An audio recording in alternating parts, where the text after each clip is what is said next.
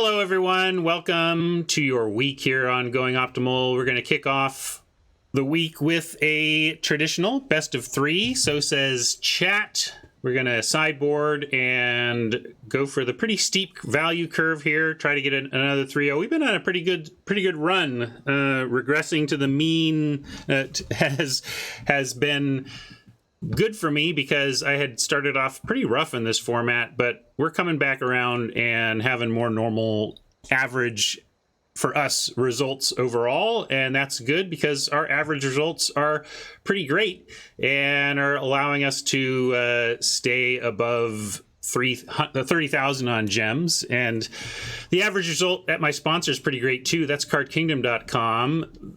Average is incredible when you spend your money, time, and shopping eyeballs at cardkingdom.com, and I would love to ask you to go there from my affiliate link in the panels down below, or in the chat link right there in the notes of my YouTube video. All of that, if you link to Card Kingdom from that, they know you got there from here. It associates your future business for the next couple weeks with my stream, and then they're happy with me, and they keep giving me money to stay on the air and talk about them, and then I get to keep playing Magic on the internet, and we're all really happy, right? So that would be awesome if you could do that, and of course you can like my videos on YouTube to work that algorithm and help people find me who don't know about me there. Is it okay to share our guest for this week's gauntlet? I don't know.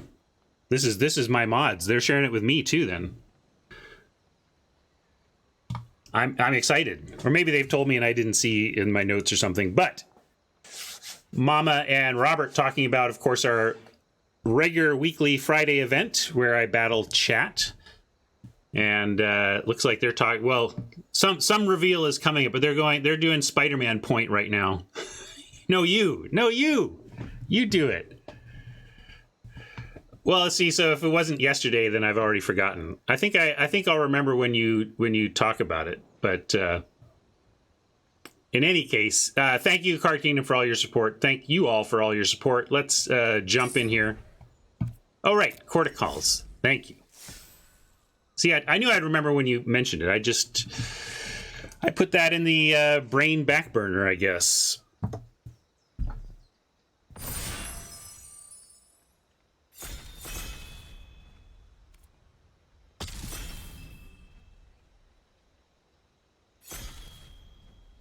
All right. Where have we started? Hey, look, it's my sweet new Canyon Jerboa art from doing that event this weekend. Sajiri Shelter is a really nice flip land. Shatterskull Charger is solid, but I don't think a priority. I've had this in decks, and I mean, if you're in the red whatever warrior deck, sure. But the double red is oppressive, and it's ultimately just a ground pounder. Bubble Snare is an option here as well. Royal Mage Bubble Snare in the pack. No really good green here. Seems like people want Charger. Maybe I'm just being results-oriented in my own brain, having just come off of a deck with this card where I found it extremely underwhelming. It is a cut of red, though. I'll give you that. It's fine. This is just not great, though, in my mind. This is like uncommon level. If this were an uncommon, yeah, Bubble Snare would be a fine pick.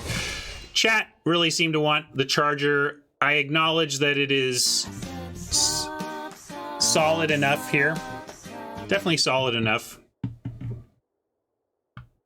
And I do like red. That's not a lost point either. We can take Spark Mage to continue red and continue diversification. Chronicler is also nice.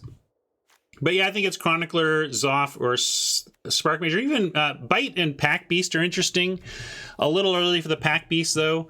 But I don't mind a Spark Mage early when we can figure out where we're headed from here. If we do end up, Red Warriors or whatever, we still want a Spark Mage because then it's like this ETB deal 2. And if we end up in some place like Black-Red Party, this becomes one of the better cards in our deck. So the floor here is pretty great. And And we get this, all the rares are flowing, so nobody upstream is rare drafting at least, we know that.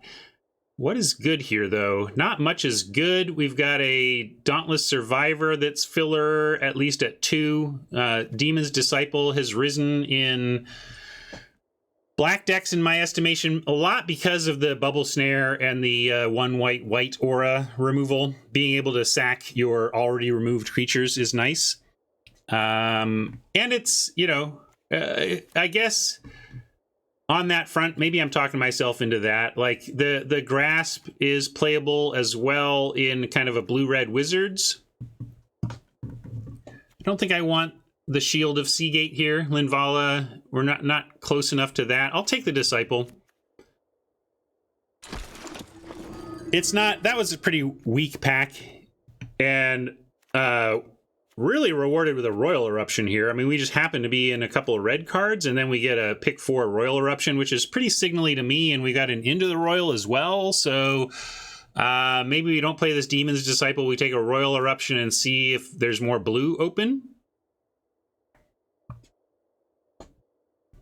Yeah, I'm not marrying this, but I don't know what you would have taken. If anybody who would not have taken the Disciple, you can let me know what you would have taken out of that pack instead. It felt like a pretty weak one to me. Maybe I missed the optimal pick, but this has some play here. If we end up in the party black-red party deck, we'll be happy to run the Disciple.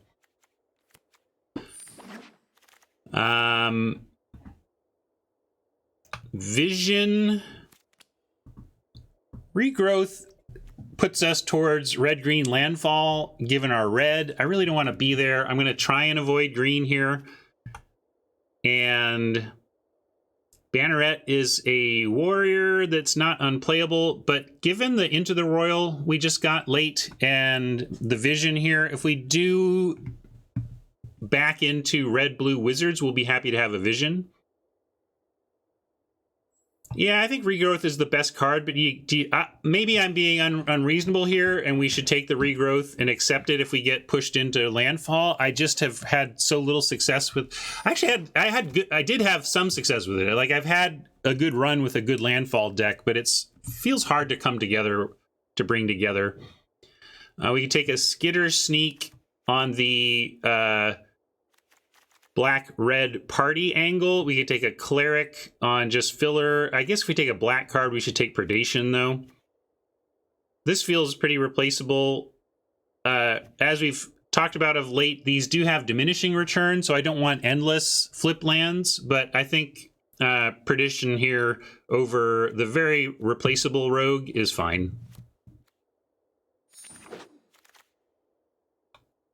Interesting. This is a very good party card. Shadowcat, not so much. Doesn't have a party type. This is more of a black, green, gold card.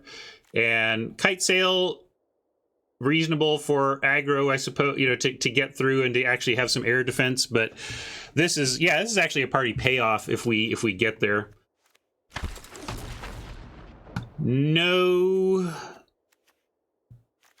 red or black. We do have a party payoff.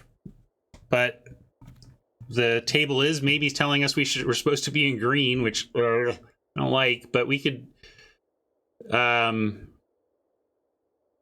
yeah, we could take Adventure. But Colossus keeps us in the party theme too, but without another color. I suppose I'm supposed to hedge green. I really don't want to be green, but I'll take the Adventure. I think it's correct.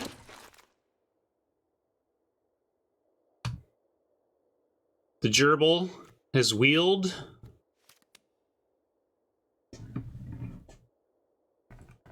Tormenting Voice is pickable, I suppose. At least is the only other red card in the pack. Maybe red will be open. Yeah, I think if we end up in black, we could consider running a Sentinel if we get the Subtle Strikes.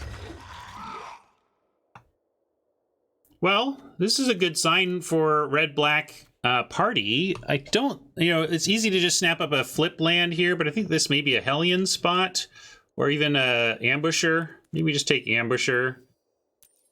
Hellion, I was just trying to get a different view. Hellion or Ambusher is probably where,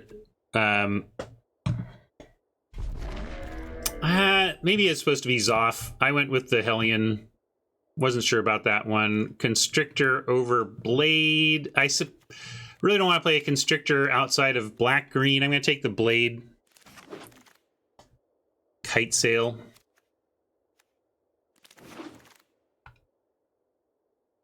Hunger. And I'll take Disenchant. There's some world where we get shoved, white gets shoved down our throat from here and we end up white-red wizards or something.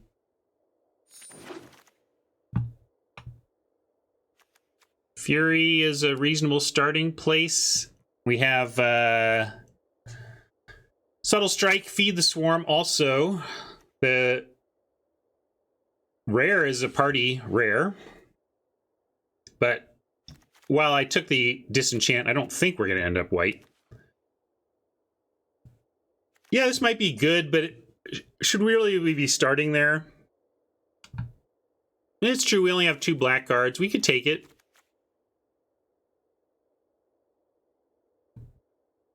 I have a hard time speccing on the white when we have a strong red card, though. We know we're going to be red.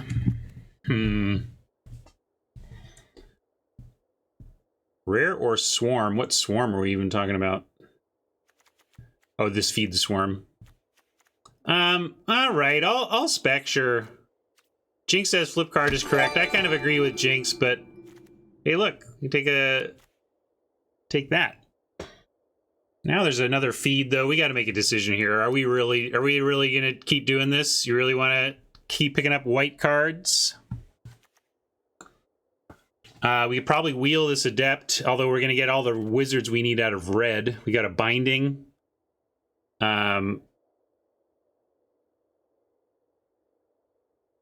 Jinx thinks red-white is a big mistake.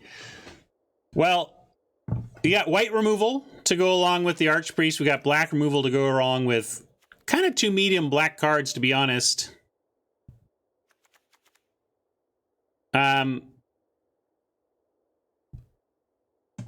I'll take the feed here, but I'm feeling pretty pulled in a lot of weird directions. And then we get Thwart, which is a nice immediate payoff for heading this direction. Kind of what this is a real payoff for black red party. Kind of makes me want to just push hard here now.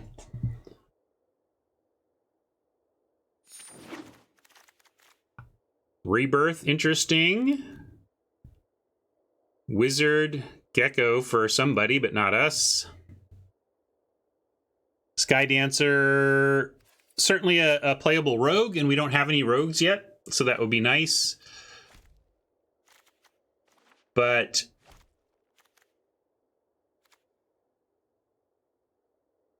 this isn't a great enabler for the Electromancer plan. This is a payoff for the Electromancer plan. If we can drop a 2-drop warrior and then a wizard, then we can play this wizard. But it's not an enabler. So I'm going to take the Spland. We're going to have some ETB stuff too, where that's nice. And a hazard comes by now. I don't see taking anything else over this. Yeah, bug catchers would be very nice. No bug catcher. A sneaking guide for a rogue. Green is pretty darn open. Maybe I was too stubborn, and if we had just picked up on... If I just listened to some green signals, we might have a better deck, but this is fine. It's removal. We're probably going to have some warriors. We could grab the Relic Axe. We could take a Wildfire to support potential splashing. Guess we take the Axe...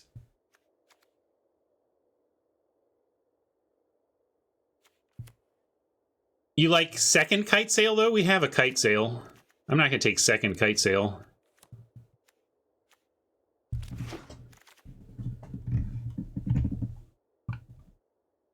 Oh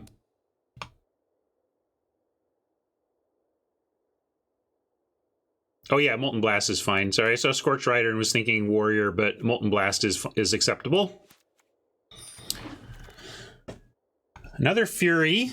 And more red, more axing. We could take another axe and maybe we just end up more warrior. Oh, and it wheeled. Okay. Right. Pick 9. Yeah, I'll take Fury over a second axe. Here's the Adept we thought might wheel. Here is the warrior that did.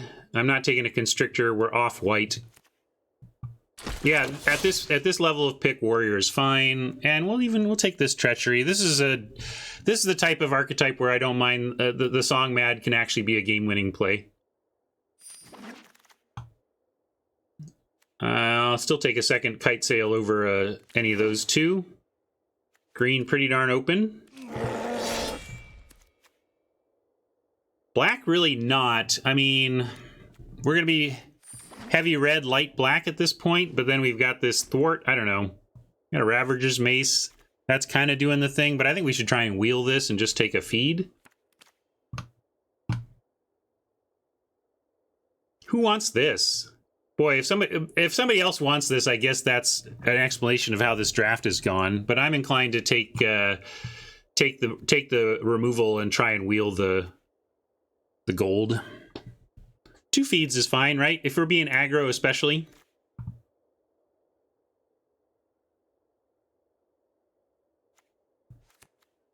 Yeah, that's the other thing, right, Fanny? I agree with that.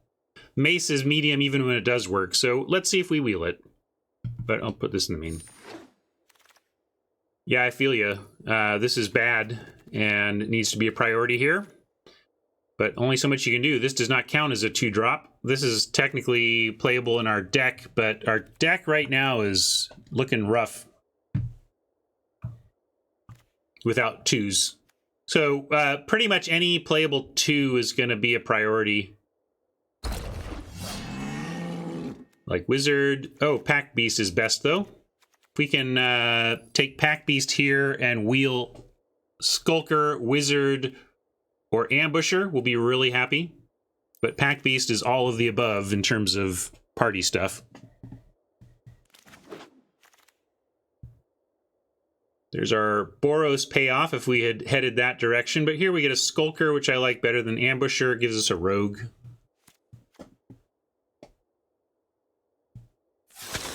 Yeah, I hear you, Math, but I was not taking... I really think that Pack Beast, I mean, Pack Beast is a rogue, right? So there was no question to me that Pack Beast was the correct pick before.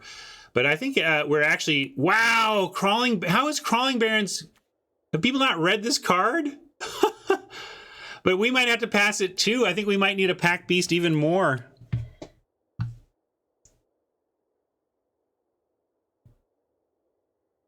And I think we need Pack Beast more than Vanquish. I really do. Pack Beast is exactly what this deck wants. It's precisely what this deck wants, and I have no problem taking it there whatsoever.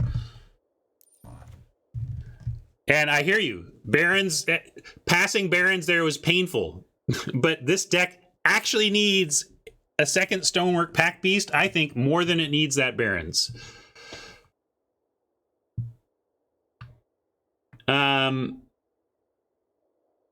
Probably... Well, do we have one Colossus? Well, maybe we will. Let me be clear. I love the Barons. I love the Barons. It was extremely tough to pass that card, but it is not what this... It's not really what this deck is trying to do. Yeah, we'll take another Spike Field.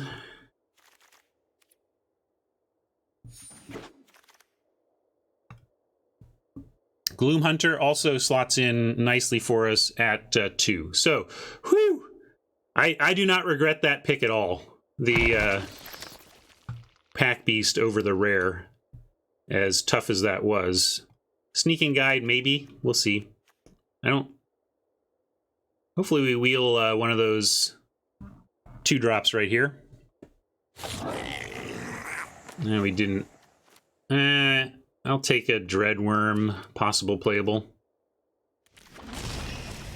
Yeah, Mace didn't come back. Maybe we're fighting for the deck, but I honestly, I'm fine with our choice there.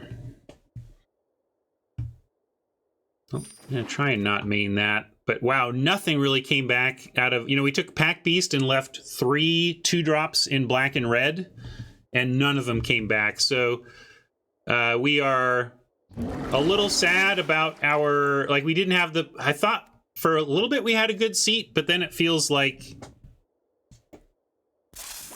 we just didn't, we were just not in the right seat. Like, we were competing for the archetype. If that mace is gone, like, we're competing for the archetype.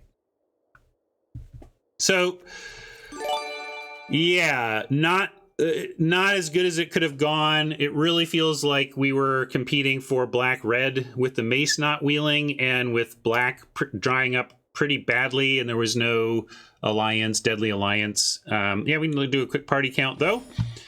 1 cleric, two more under the Pack Beast, and then 3 warriors, 2 wizards, and 2 rogues. So this deck is really not good. We're gonna make it work, but this did not pan out well. All right, so let's start. Well, let's start at least by seeing what our cut count is going to be.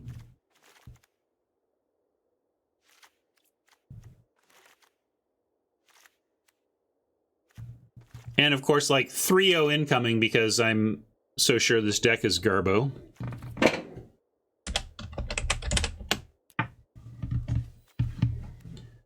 Could we splash it? I don't think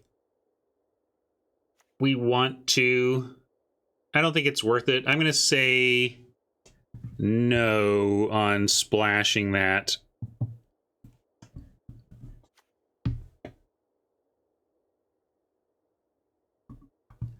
Rob, you'd have to code an exception because the way the code works, I mean, this is in terms of how the code looks at cards, it checks the type line, and the type line says that this is a beast. The type line does not then go looking in rules text for overriding exceptions. It just looks at the type line.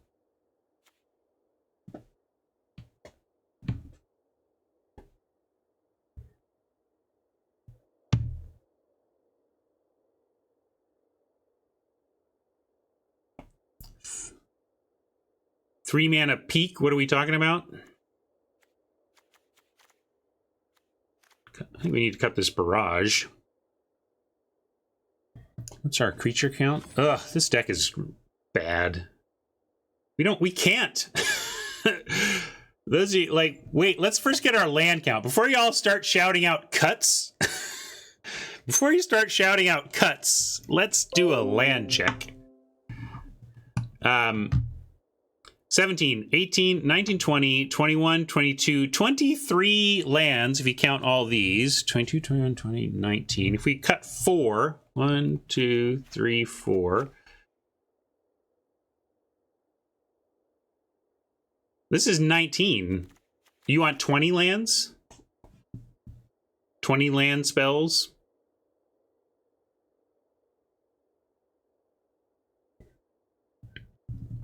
Well, we do have some action at 2 in black. 6, 7, 8 black, 7, 8, 9, 10, 11. Yeah, you're right. It's at least this.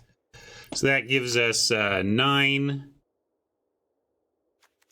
7, 8, 9 sources of black.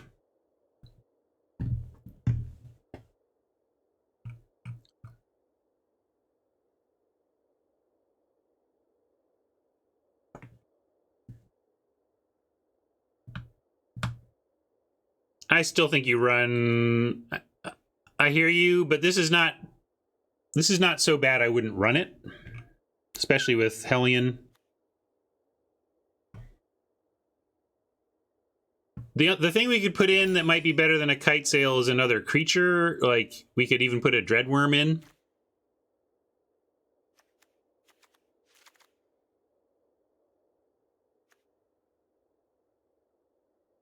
You want the snake? You want the constrictor? I'd rather have this snake than this snake.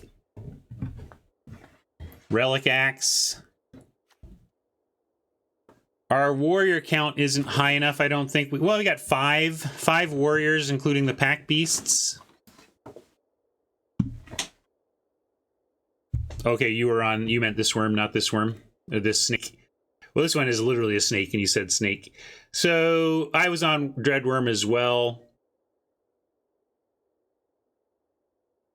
And I don't like this, really, but yeah, I'm with you, Glass. I'm kind of staring at this, trying to make it better. Is there a German word for that? Where you stare at the same thing again and again, hoping it will somehow be different this time? Is that just insanity?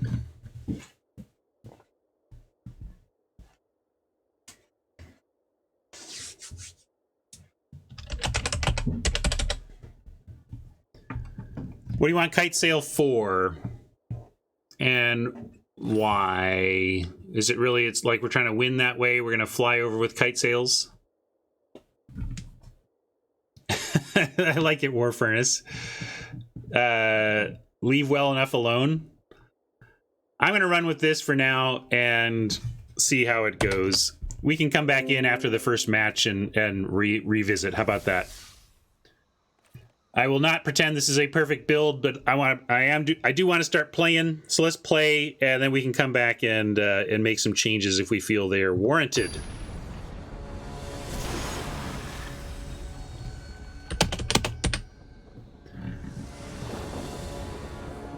Conventional Wisdom has Kite Sail higher than I have it, so I should probably play with it some more and figure it out, because as I say, I generally figure that Conventional Wisdom is probably on top of things more than I am.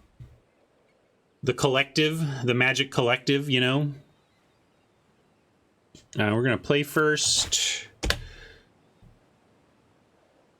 And this is ZNR Traditional. Boo Earns!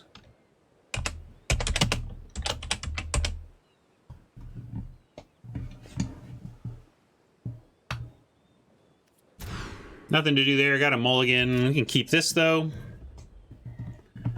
What's our least important card? I kind of don't like the Sneaking Guide. Even though we have it on 1, what is it doing? I think this is, like, not doing anything.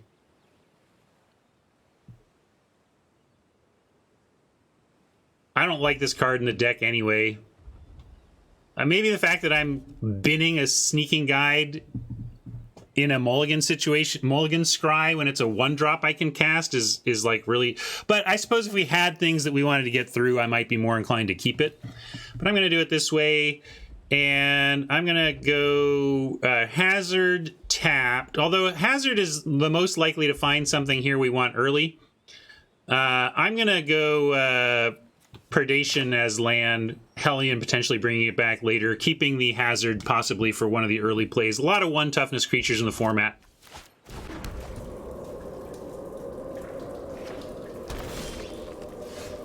And I'm going to play this tap 2, I think. Gets us to the Hellion. We're not doing anything anyway. Hellion gets one of these back.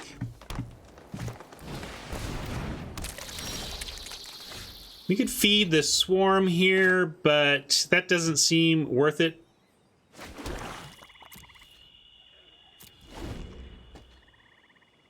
Oh, maybe there was lands redeemed, but nope, doesn't look like it.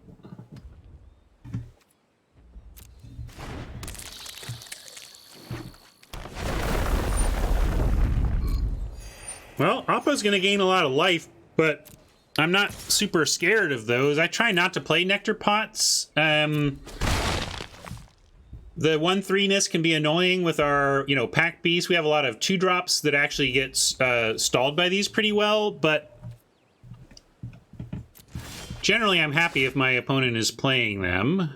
In this case, we have a 4-drop, but it doesn't really do anything.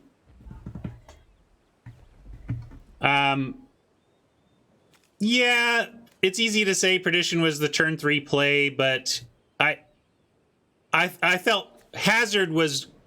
It was either keep Hazard available or keep Perdition available, and I felt Hazard made more sense.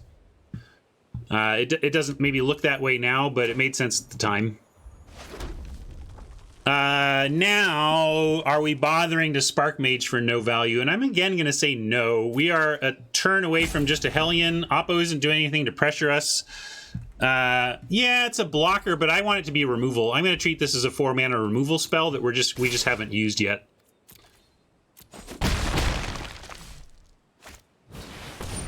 There we go.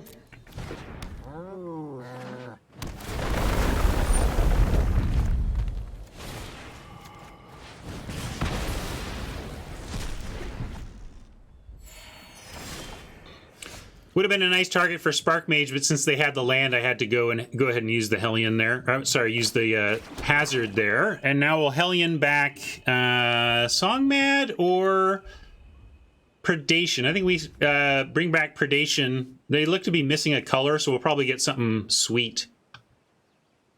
You want to take Songmad back? No, I think Predation gets us something good, but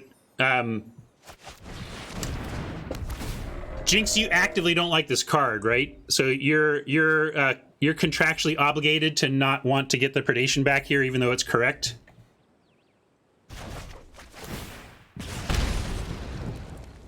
Yeah, but we are playing it. Here it is. We're playing it. It's the correct play, Jinx. If you're not getting the Predation back with a Hellion there, Jinx, you're clearly doing it wrong. Stubbornly so, I think. Come on, it's the right pick here. It's got to be the right pick here. I don't know do we feed that? Feed is a CMC. Yeah, we can take 4 for that.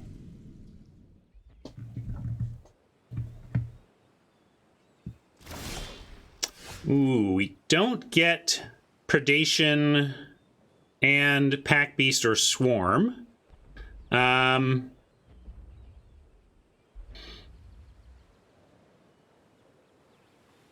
Now, that's too bad. If we had a basic land here, I'd happily basic land Predation and then do one of these two. What I don't want to do is lose because I know we get something if we Predation right now. And if we don't, we could lose out on getting something worthwhile. But I think we should go ahead and and max out our because we get Pack Beast turns on the Spark Mage as well, so hard to. Yeah, I'm with you on that. We can do if we go Pack Beast, feed the Swarm, Hazard as land. That makes the most sense.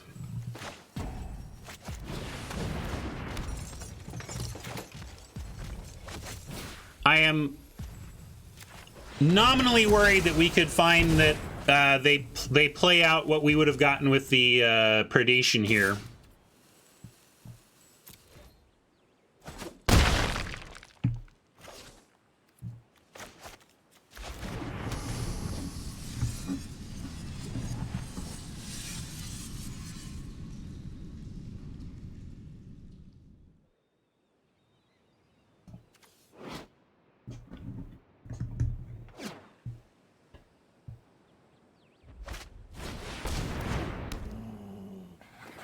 All right, even with a land drop here, we get to Spark Mage that.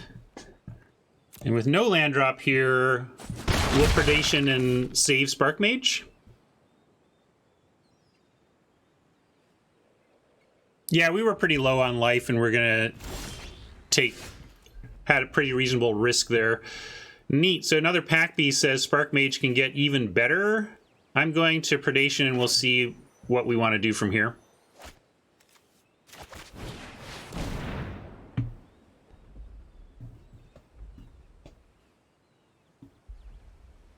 Score 1 for Jinx.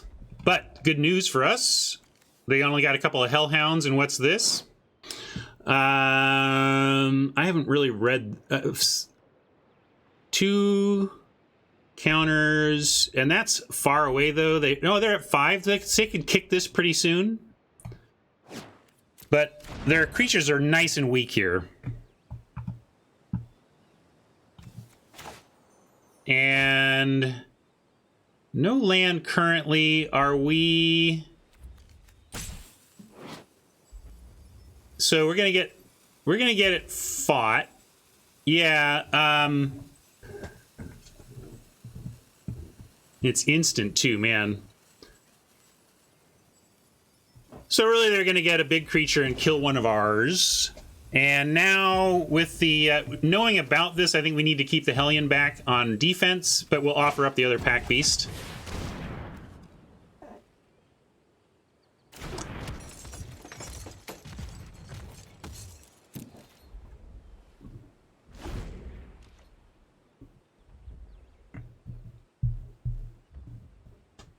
Well, mainly it was free. You know, we had a 4/5 that gave us a free look at their hand. If we had gotten something even better, but...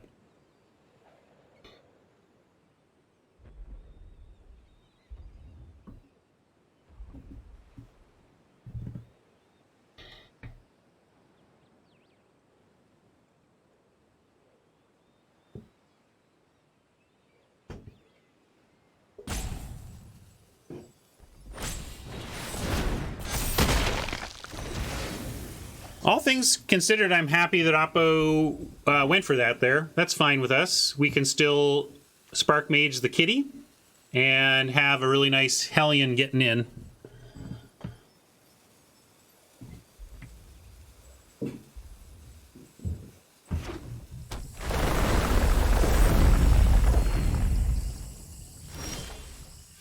Charger will be a nice attacker, but we're going to get this kitty dead while we can.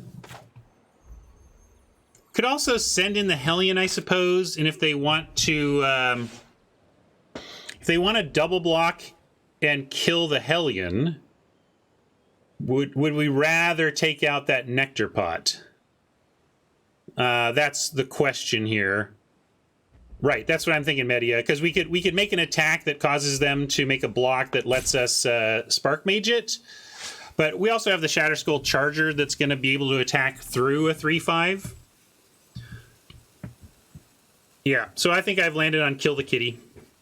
Just had to make sure that we didn't need this dead, and I think Charger says we don't need this dead.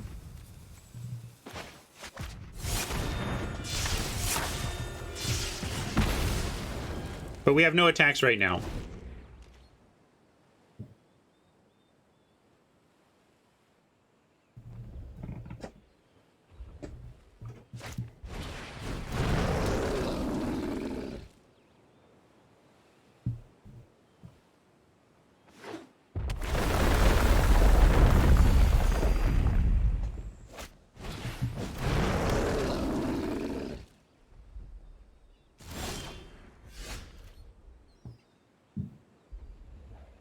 So now if we kick this and we have the 5/4, with no landfall, they do have the 4 power needed to kill the 4 toughness, but it would cost them their Nectar Pot to do so, and then Hellion becomes free and clear from there. So I am going to go ahead and charge the Charger and see if Oppo wants to take that trade.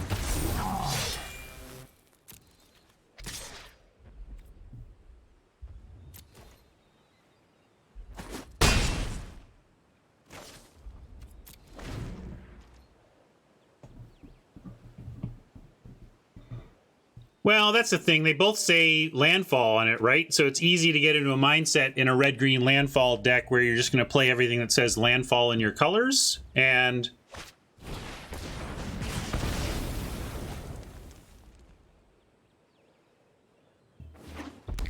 well, this could give them a second landfall. If they drew a land here, they can hit landfall again.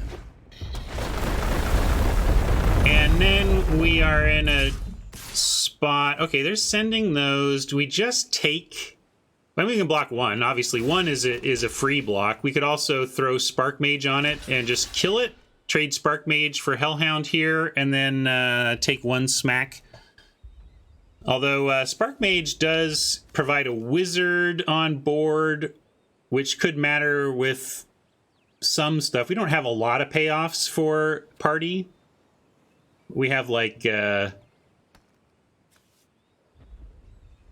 yeah, maybe that's correct. We could...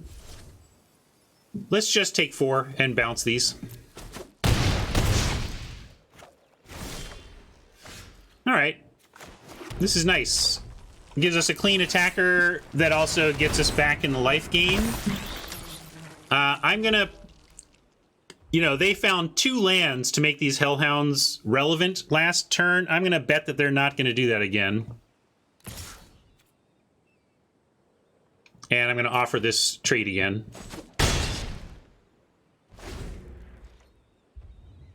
We are black, red.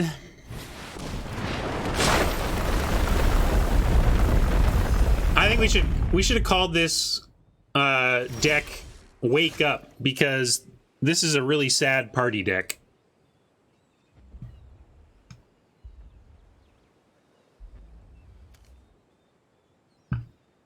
Yeah.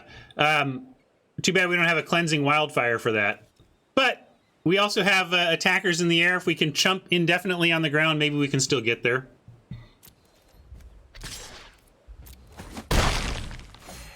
We can feed the Swarm and take 5 if we find another feed, for example.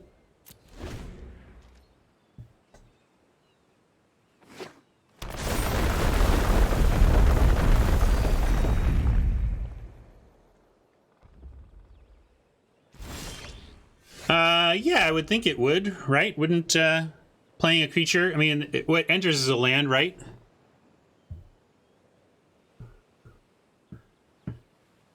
Disciple is kind of whatever here. At least they're not attacking.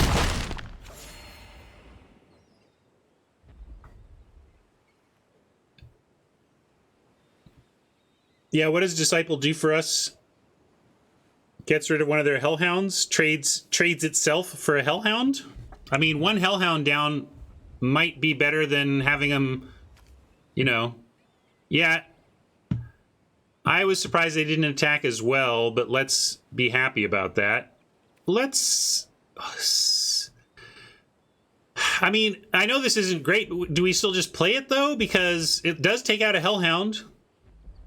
I would have bet. I assume they take out a Hellhound, although I guess everything in their deck now triggers Hellhounds, so maybe they take out the 1/3. And keeping them lower on life could help us actually get there with Gloomhunter. Yeah, all right, let's play it, even though it's weak.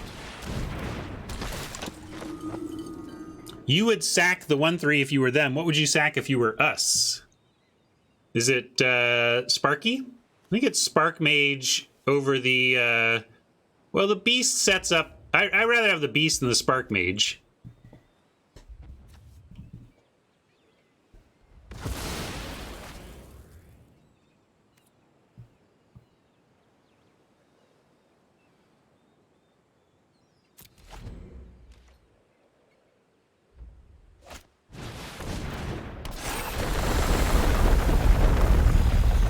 Yeah, I like the observation that this Disciple has blocks on a single landfall Hellhound.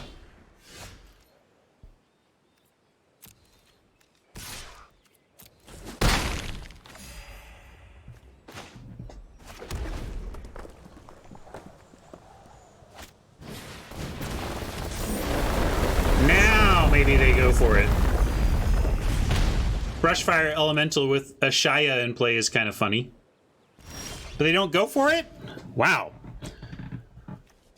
Okay. Well, we can bring Spark Mage and Pact Beast back and hit something for 4.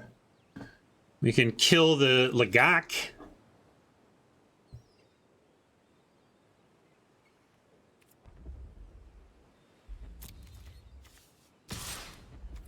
No reach over there.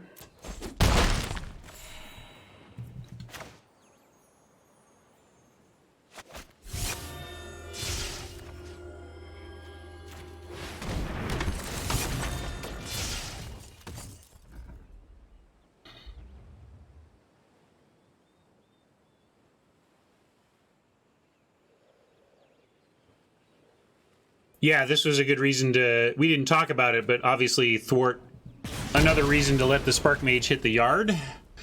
Talk about hitting the Nectar Pot instead.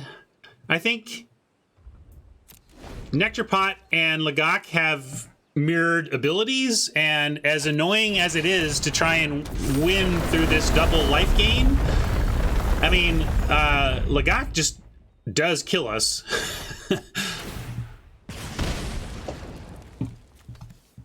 Well, that's going to be rough. Goodbye, Gloomhunter. Hardly knew ya. Oppo's deck is in the much, much worse archetype, but I would say it was looking in a lot of ways better than ours. I still don't like those nectar pots, but Oppo has a more cohesive, powerful deck than we do.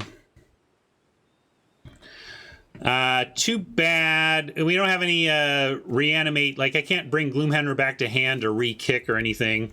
Not looking good here, gang. I don't even know what we do to win now. I still think we need another... We need our other Feed the Swarm so that we have a chance against this Ashaya. Do one... Hold on.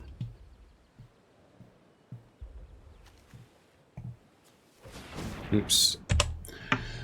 I'm messing with my untapped GG UI, which you can't see. But now I have it in a better place. All right. Spellcraft for 4 damage to something and 4 damage to face. I guess we just keep this waiting. Yeah, this does make you think what's 5, right? A lot of these 5 mana red burn spells have been 5 lately, but this is a 4.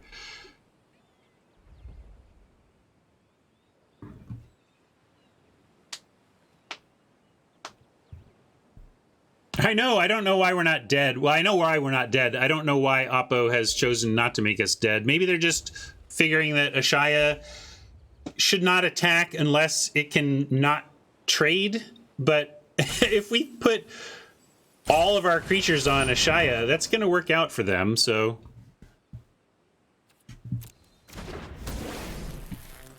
What a weird choice.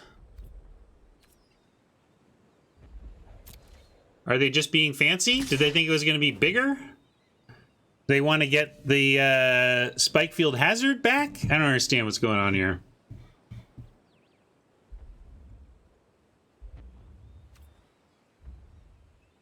But what is that even really doing, is my question. It's getting, I guess, some more Nectar Pot triggers.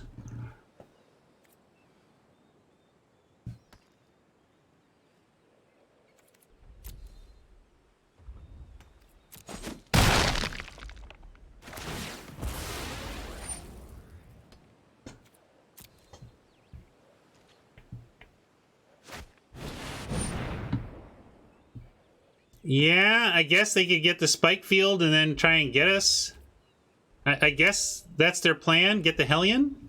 Maybe I'm the one playing badly here by letting him do this.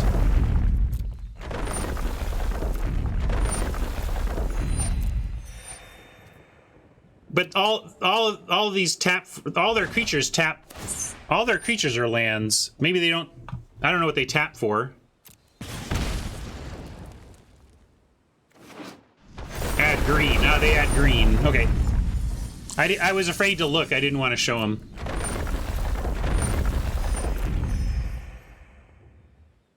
I seriously didn't want to look because I didn't want the highlighting to highlight over anything that would make them look at something important, you know?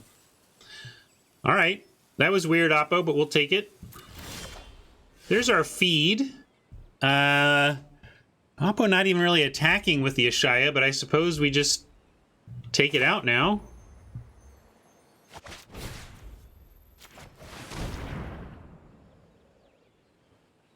Oh yeah, it's not power, it's CMC. We only take 5.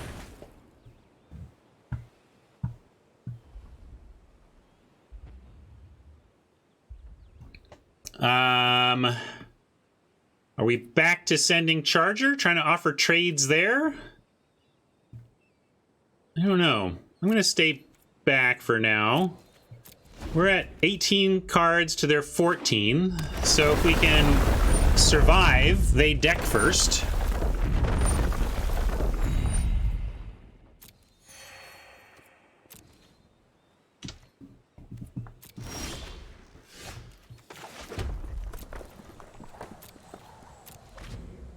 I'm going to keep this synchronized spellcraft up and keep our defenses back.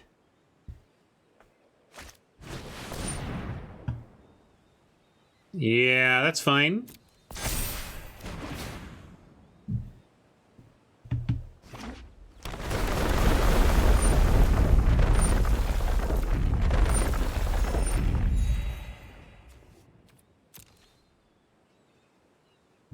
I mean, if they weren't going to attack with a Shia at 15-15, I don't know what they're going to do with that Hellion.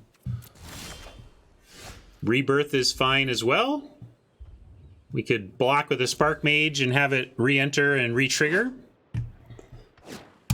Costs us 2 life. Excuse me, 2 life though.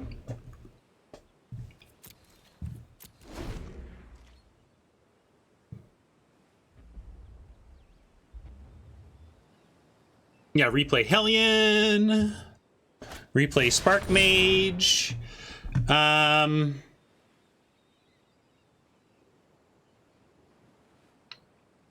we just let that happen. And then we're going to have to block it and rebirth something. Like we can block with a Spark Mage and rebirth it or something here. Let's see what they want to do. Maybe they go for a big attack and we actually get them pretty good with our 2 action spells.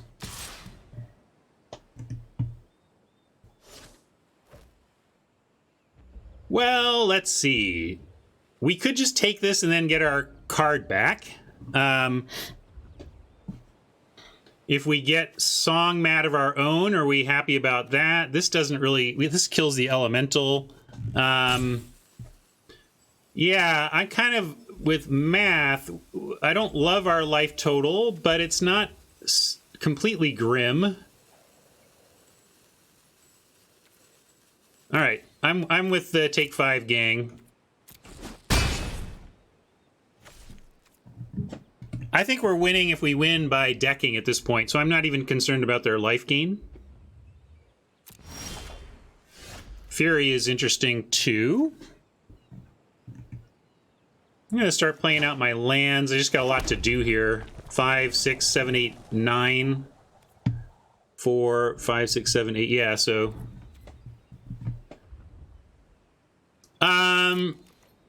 Why not block with Spark Mage and Rebirth to kill it? To kill what? What did you want to kill?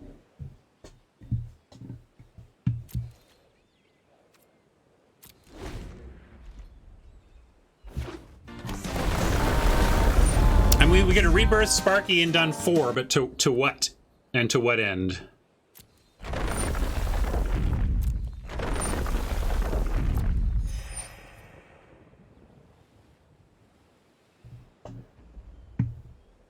Yeah, but yeah, but they didn't. I mean, I thought I was talking about that.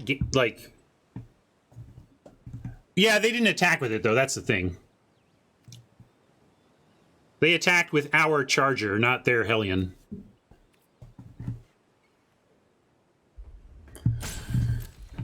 Yeah, first game. Sorry, I gotta watch my own clock here. Talking a lot, so I'll play fast now.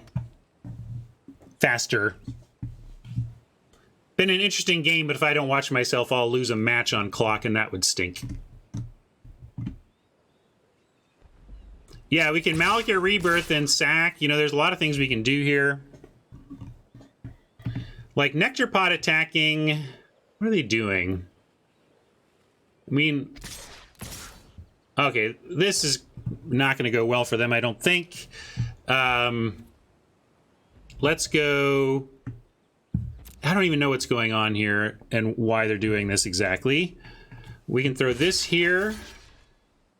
We can throw this here. We can throw this here.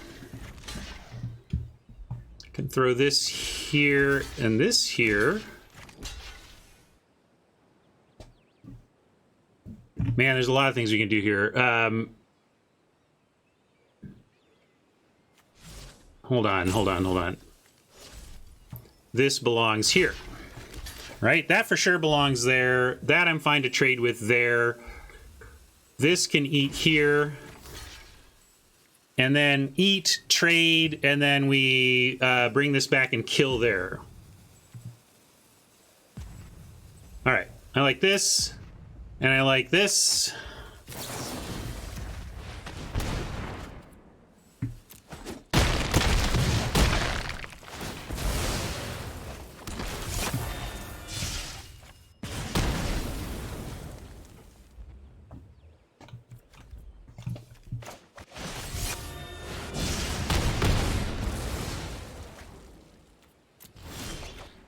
Well, we're going to try it again and dead before they find it.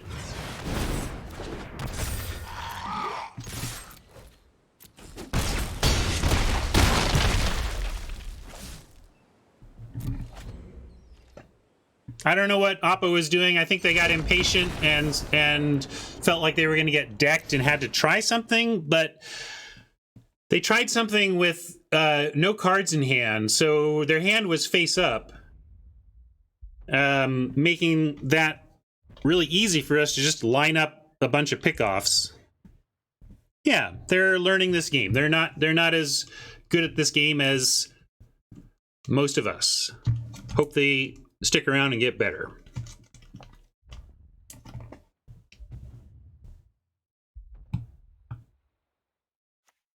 So,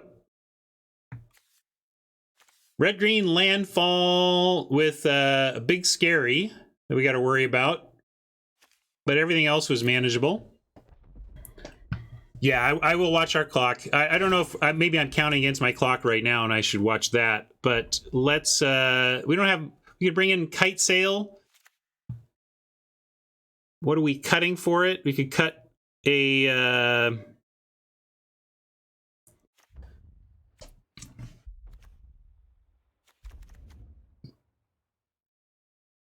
Hazard sneaking guide wasn't really doing anything.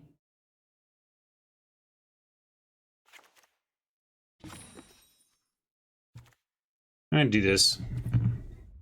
I don't like that guide rogue. I don't know what it's doing for us besides being a rogue.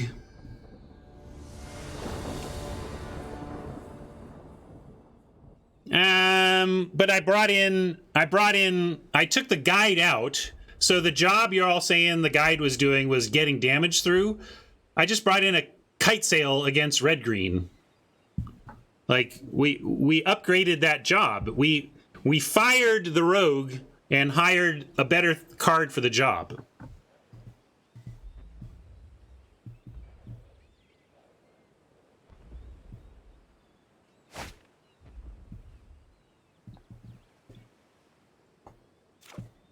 I'm going to keep and be predation greedy here, since we have a 2 and a 3 that we can play with the cards we already have.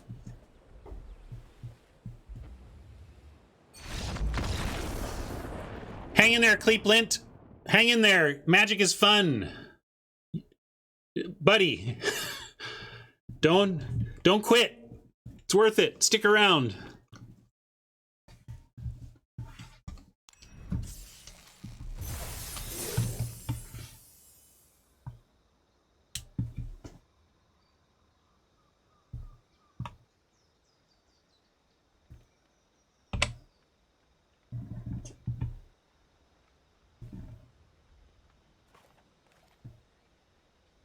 Yeah, sheer mental force.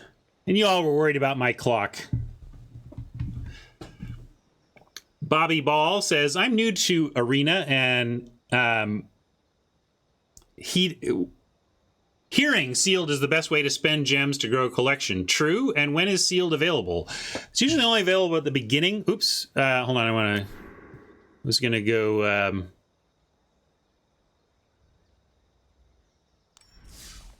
If you are truly, it depends on how much you value a booster pack. So, Bobby, I have a spreadsheet for you. On that there spreadsheet is a limited EV tab with some instructions in it. If you make a copy of that Google spreadsheet, you can plug in your win rate and how much you value the contents of the sealed pool you open and how much you value value a prize booster, and it can tell you what the best value for your entry is. I feel like sealed is only for those who would be buying packs from the store otherwise. If you're the type of player who wants to be on top of standard that you're going to come in when a new set hits and you're going to start buying booster packs from the store or buying bundles, then I think you're sealed is going to be providing good value for you because you're showing that you value those booster packs highly. I don't value those booster packs highly at all because all I want to do is draft and I don't need the singles to do it. So for me, I slowly gather the set over the course of drafting it for the 3 months that it's around, and that's a fine pace for me. And but if you are a buy packs on day one kind of player, sealed is generally going to give you a better value than just going to the store and buying packs.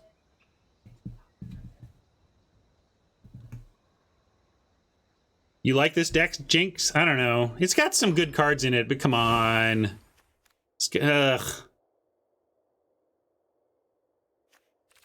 Maybe I'm a little too down on it, but its bottom end is not impressive. All right, let's just get back in it. Yeah, it's got cards I can play and win Magic games with, but the synergy is not on point.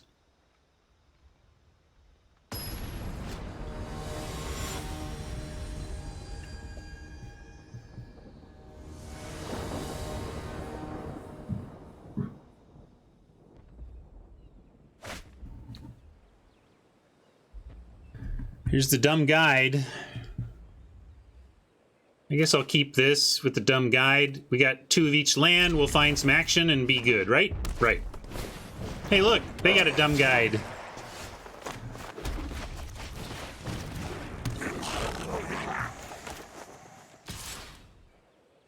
I'm not going to block. We are doing enough party stuff where trading there doesn't make sense.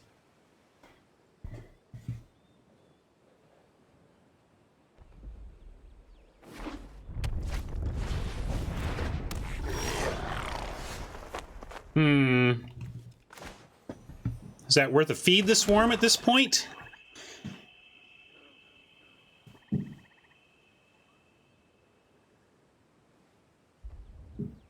They got 4 left. We're definitely doing this next turn. Yeah, it's only 1 damage. I guess we wait. Gidanmore wants to trade guides. I don't want to do that either with Electromancer and Spellcraft in hand. Let's at least give it a little time to do what it's in the deck for. I mean, if we're not saving this to be a party enabler, I need to get it out of my deck right away. It probably should be out of the deck right away anyway, but...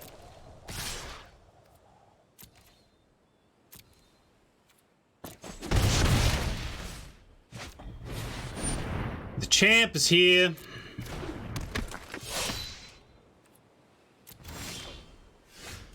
Hey, wow, great use for Sneaking Guide. Sacking to the Demon's Disciple. So, I think I like Demon's Disciple threatening to trade with the champ, and then sacking the Sneaking Guide, and then next turn, the Electromancer plus Disciple plus an extra land is actually enough to cast the feed after an Electromancer, so let's do that here.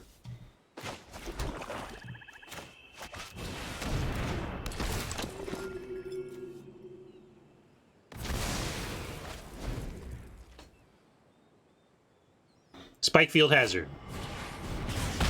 Just feel it. I just felt it. It's like, here it comes.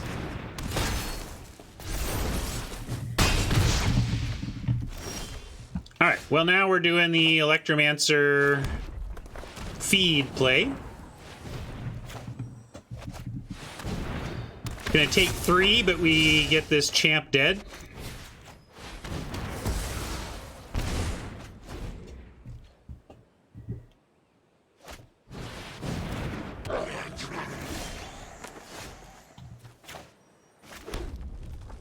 I'm gonna go attack.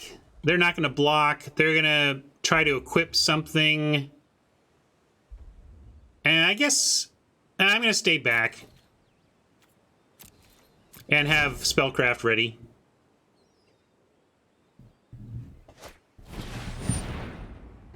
And not gonna be able to equip the axe unless they specifically find a land. But so basically the question here is, do I fire this off now to get a point of damage, or do I wait for them to maybe play a land and try to equip the axe? So that's the fundamental question. Chat wants the point. Alucardio wants to wait.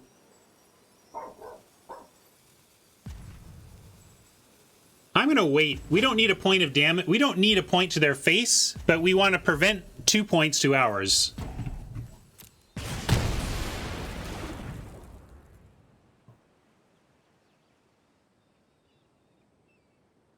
Yeah, sorry. 1 point, not 2. You're right.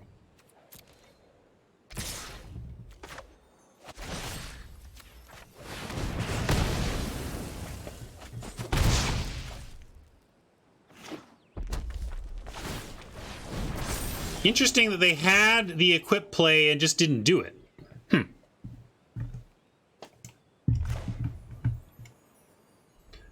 Well, not the most exciting royal eruption, but at 8 life, I'm not going to sit here taking it. We should just kill it.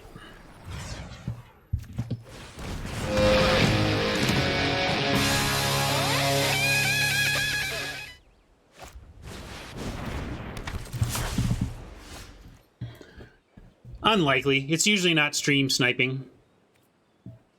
Do we play the Spark Mage here, though? I feel like, we're gonna take, what, 4? If we draw a Pack Beast, is that gonna matter? Yeah, good call to Q. That's fair. They might have... Although, does this... Yeah, it plays lands. Yep. That's why they did it. So, I'm trying to figure out if there's, here, I found it.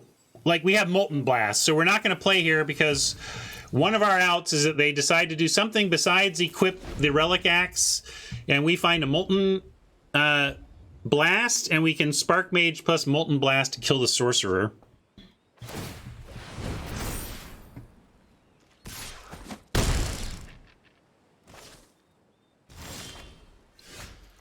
Interesting. All right. So we can go close. This is 3 damage, but not 4. Still, we have no choice now.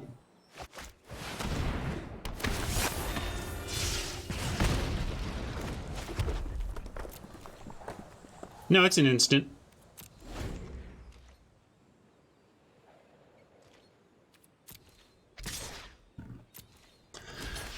I don't know if 1, 2, 3, 4, 5, 6, 7. I don't know if we have 4 power 4. Oh, yeah, we do. We have the warrior that's 4 power 4 drop. So we also have that as an out now. We chump here.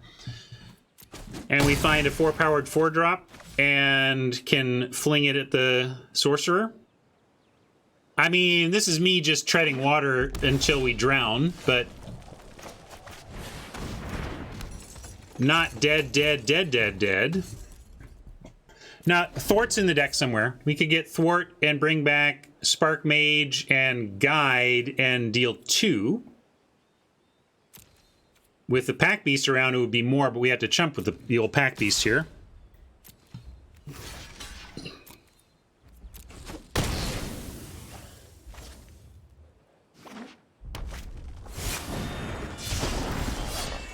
Okay, there's the Thwart.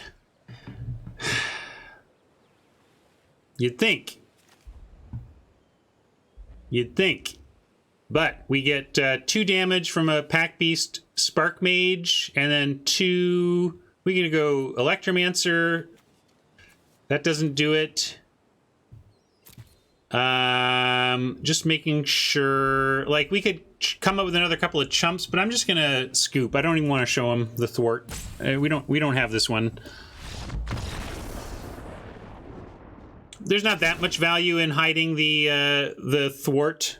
I'm pretty actually down on doing the don't show them whatever. I think for the most part, very few decisions are changed based on that kind of minor late game information. But in this case, we just didn't have outs to that board. Colossus, we already are playing our Artifact Destruction. Looks like they're just mono red. Interesting. Mono red Party Warriors.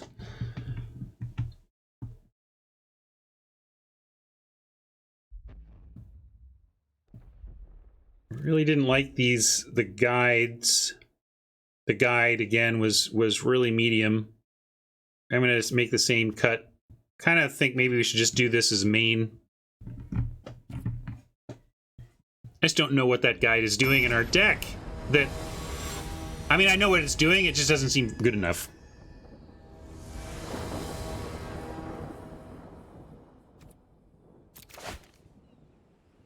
All right, we can keep this. Treachery first. We can Hellion it back.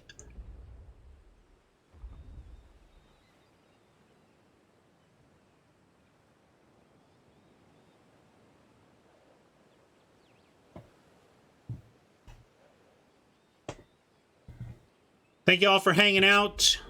Quick algorithm reminder for my YouTube friends. If you haven't given me a like on this video yet, doing so helps me find other viewers who don't know they're Going Optimal fans yet. Bend the algorithm with me, YouTube friends.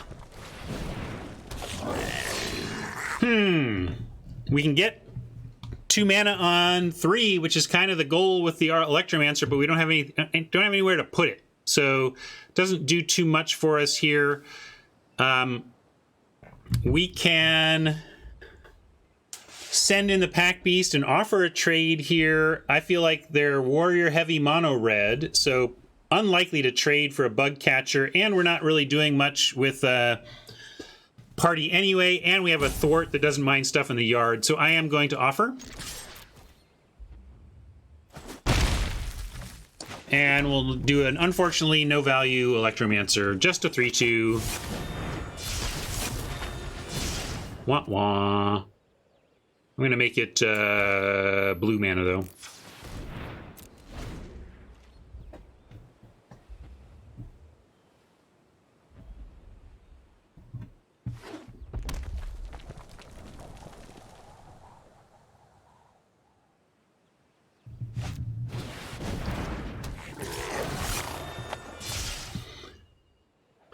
Night Runner says, can't make this trade here. Gotta have the Electromancer around for the Night Runner. Molten Blast is also interesting, and we're just gonna sit back on D here with the Molten Blast up.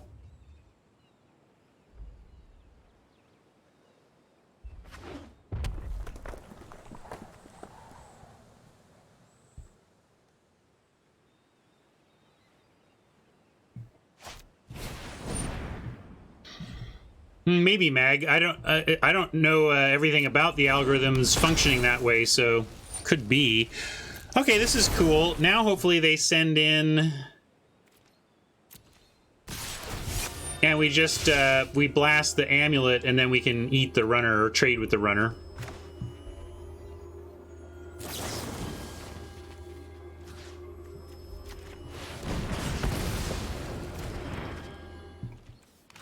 And then we're going to do both. Block, block.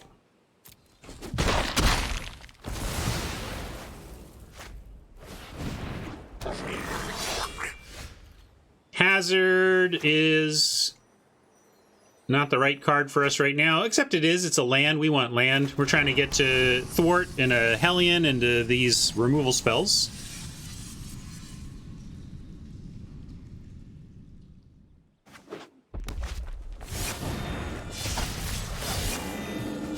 Land, please. Ugh. Not the best, but not dead. We trade Disciple for Bug Catcher, take 5, hopefully no haste, and then find a land for the Spellcraft and survive at 3.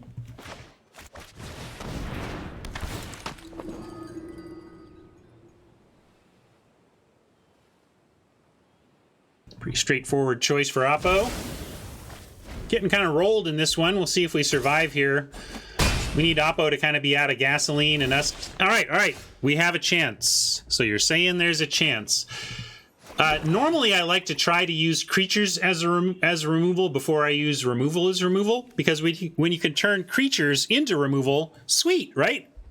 We all love removal. However, we don't want to be in a spot where we die to their removal, so we got to use Spellcraft and do it now. Uh-oh. With that pause there, we could easily have gotten that flung to our face.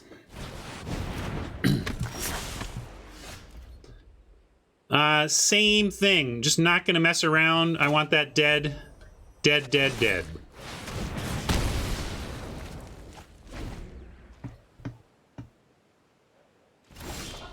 Now I get to move into Dreadworm over Hellion so that we can try to get to Thwart before we cast the Hellion.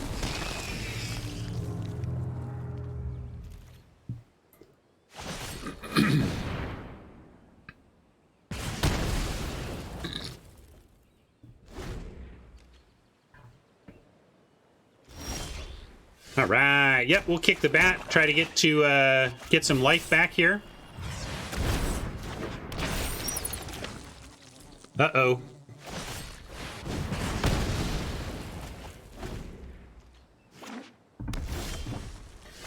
Well, let's thwart and then try to clave next turn. And we can get back Dreadworm and Electromancer. Target creature card and then a party card, right? Well, we could return the bat, but it's only going to be a 1/1.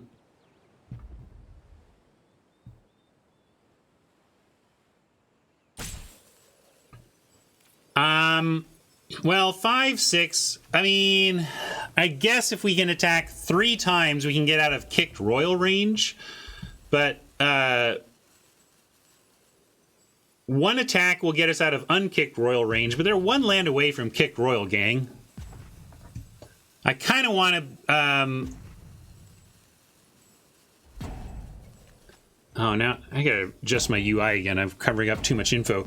So, I hear what you're saying, but if we're worried about losing to Royal, I think we just try to get him dead faster. I'm going with 18 power on, or 8 power on board.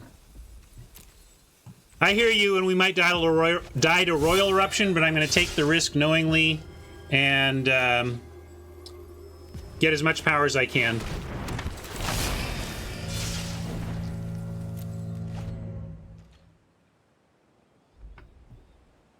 That's what I mean. Like, they're a land away. Now we're 3 attacks before Royal even stops anything.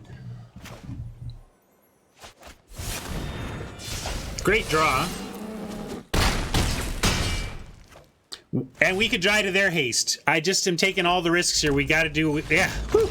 Like, we took some risks, but it worked out. I mean, yeah, I guess Electromancer could have been kept back because it doesn't change the clock all that much. It doesn't change the 1 creature clock. Maybe I should have kept Electromancer back. I was in just a mindset of go, go, go. But the math may have supported holding Electromancer there.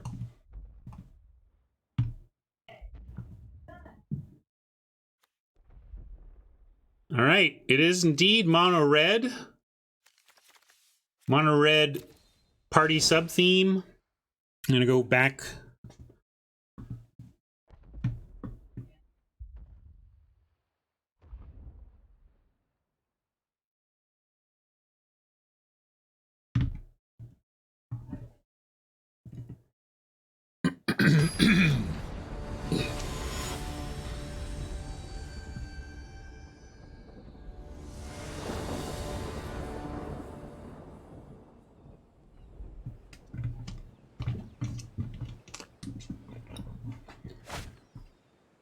Maybe Appa will stumble on color. We sure have. Have to toss this back.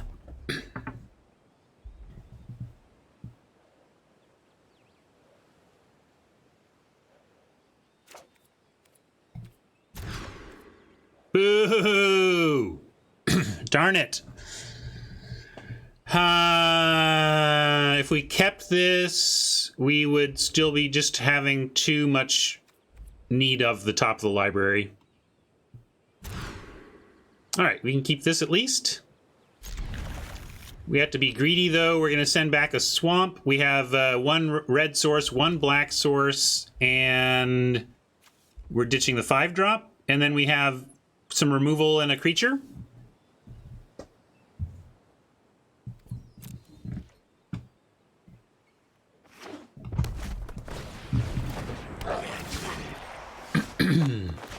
Would love to hazard that thing, but gotta use this as land here.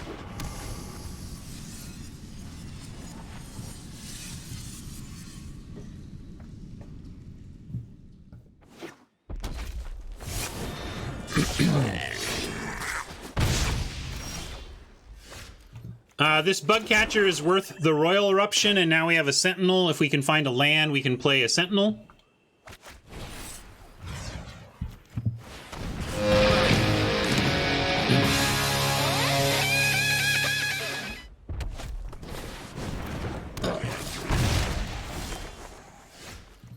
All right, we found our land, so we can at least get a blocker down. They can use the sneaking guide, of course, to get the Grotag runner through. But they're using up a lot of their turn to do it. And if we find a basic, we can kill the guide. We can kill one of the guides. All right, well. Let's kill one guide. And then maybe blast the other one. And Oppo will have a couple turns getting this Grotag runner through, but at pretty high cost. Well, we could play the Rider. Yeah, I suppose Rider into... Yeah, that's not going to happen, though. Like, that's many turns away before we would successfully deal 3 to the Spark Mage. Yeah, but if we... No reason to kill the runner. Well, the reason to kill a sneaking guide now is so we can kill the other sneaking guide the next turn. If we go Scorch Rider here, then we don't get to go dead guide, stop runner. And that's true, though. I will go...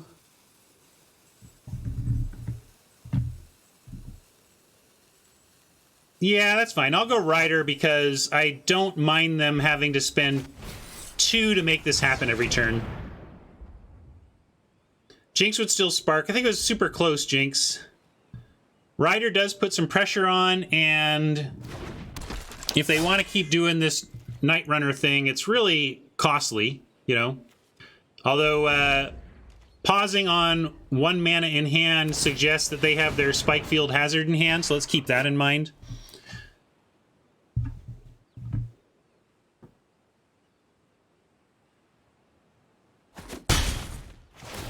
I don't think it's bad. I think it's just super awkward, right? It's a very awkward card for them right now. But I think maybe it is bad because they can't. It's not like it sticks around for them to cast, right? So.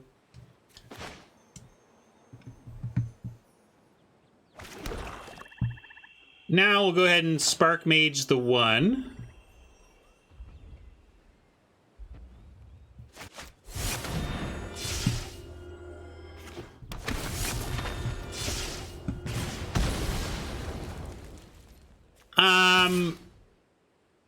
I don't know what they're never blocking with this unless it's bad for us, so why give them a chance is my question, Math. If they have something that makes blocking bad for us, they block, and if they have a pump, we find out. You know, I like finding out.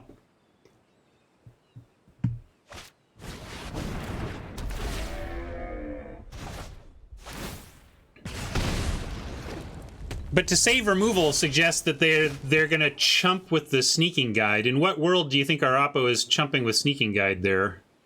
I just don't think that's ever happening.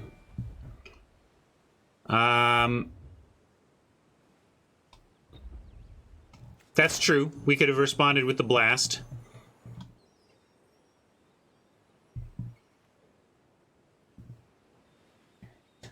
Swing Warrior offer trade. Well, it's not a trade though, right? It's well, it's a trade, but it's a 2-for-1. You really want a 2-for-1 ourselves? I'm gonna say no to that. Although maybe we need to blast the guide so we don't get run over by the runner now. Can we deal? We can double block. We can get our own Hellion. we can get our one of our many 5/4s. I do not think it's time to panic and 2-for-1 ourselves over a Hellion. I'm gonna get this sneaking guy dead.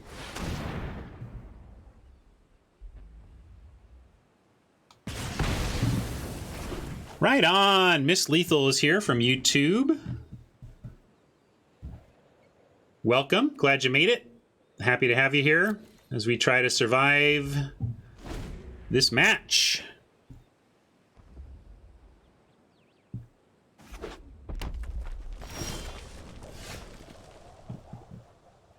We've already used our thwart this. Oh, no, that was last game. So, yeah, we'll play Disciple here and sack the Spark Mage again. It was a good return with the thwart.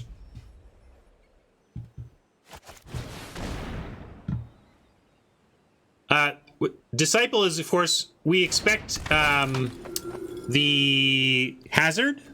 Yeah. I still like the play, though.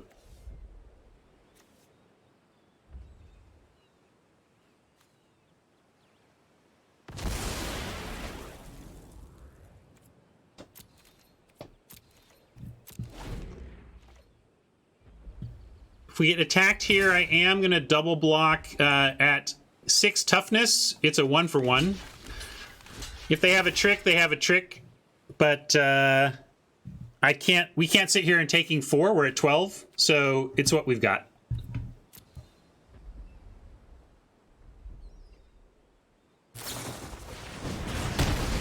I mean, that's harsh, but we were put in a spot where we had no choice, and that made the card good. That's just the way it goes. Sure, I guess we can steal this for a turn. Does it matter? It's not even like we got. I mean, we got, sure, yeah. But, you know, narrow cards are good when their window comes up, right? It's just that it's hard to find the window for the barrage, but when it happens, it's 4 damage, does its thing. Let's go ahead and do the treachery. I don't know why. This is about the biggest thing they have. And well, Jinx, if it all goes well for us, we're going to be busy the next few turns. If it doesn't go well for us, that didn't matter anyway.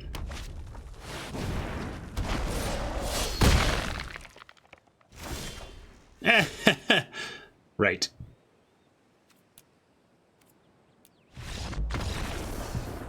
All right. Had some chances there.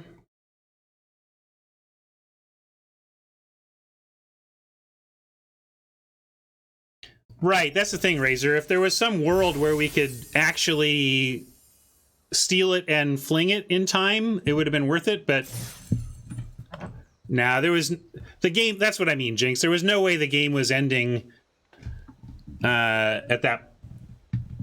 But maybe I suppose it's a reason not to, like, because it didn't do anything, so I could have held it just in case the game somehow got there.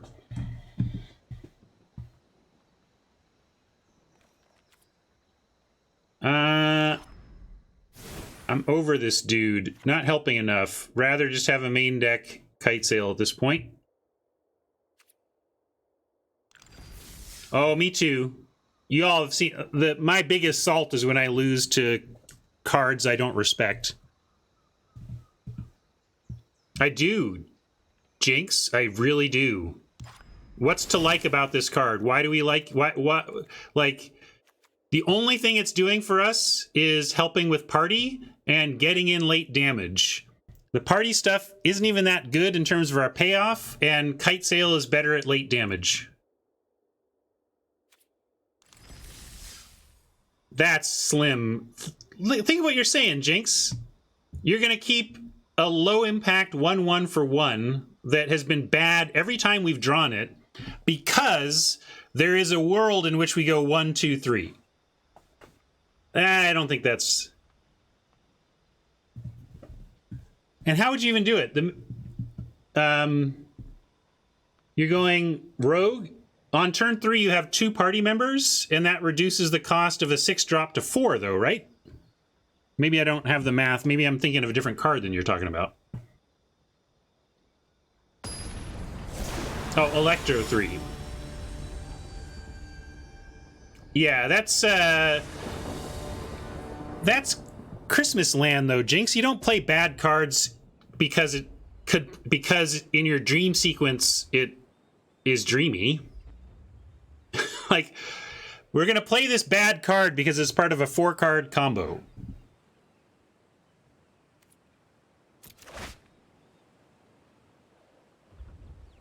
Easy keep. I think I like Song Mad as our first land play.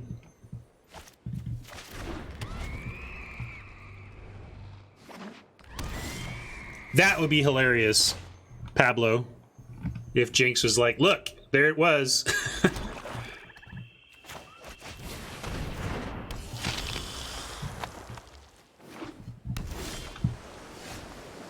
Having drawn some extra land here, I like Predation on 3 over a Sentinel that can't attack, or playing this as land.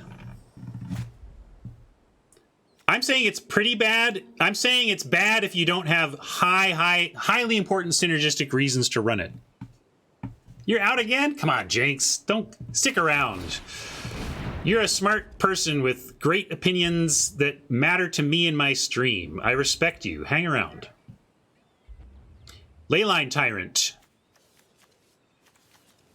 Take that.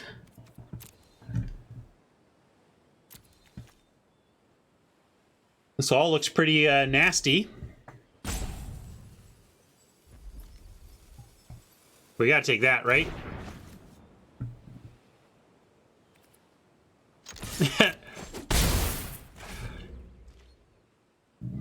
You would cry if you were Oppo. I'm crying for us.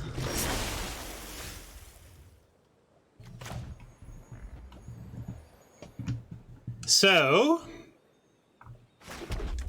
do we want to feed the swarm there? What do we need to feed? What do we need to feed?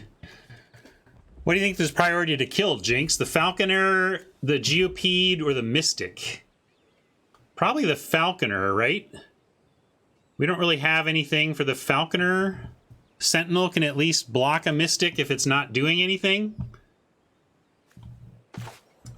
I'm going to play the Electromancer and play an unkicked Sentinel here, and then we could wait to kick the Sentinel, but I don't think we have necessarily the time here.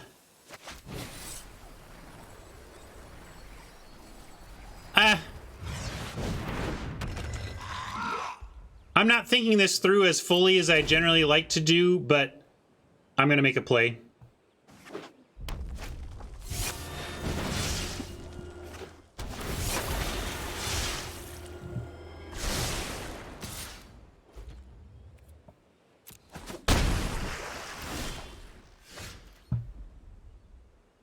Yeah, I should have attacked first. I was distracted by trying to figure out what to actually do. Spellcraft is actually a nice pickup. It lets us have a plan for the Falconer, and we can actually use feed on the Mystic.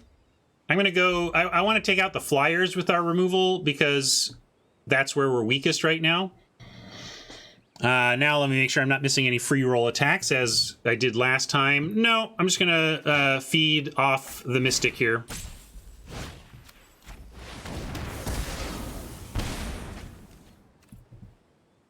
And I could send the Electromancer, but only if I'm willing to double block, and I don't want to double block. I'm gonna...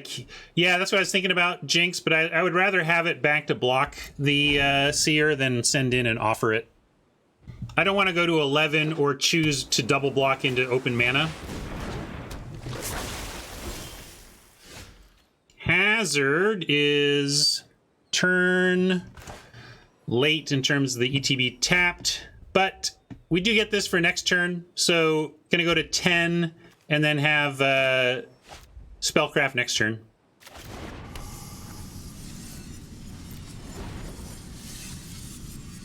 Hellion can get us back Song Mad.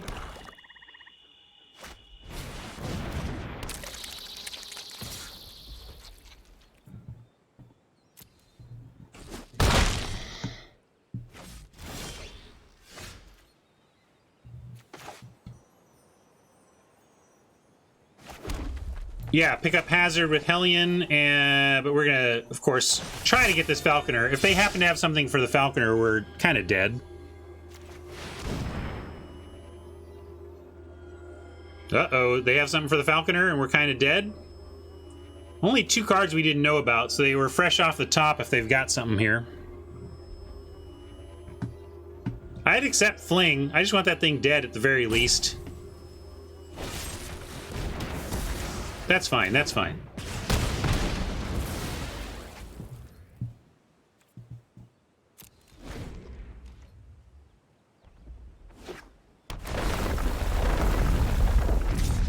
Five, 3.